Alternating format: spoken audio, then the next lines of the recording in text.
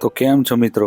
આજે આપણે આવી ગયા છે જાંબુઘોડાના અભયારણ્યમાં અને એકદમ સુંદર આહલાદક વાતાવરણ જેનું નામ છે ઇકો ટુરિઝમ તરીકે ઓળખાય છે.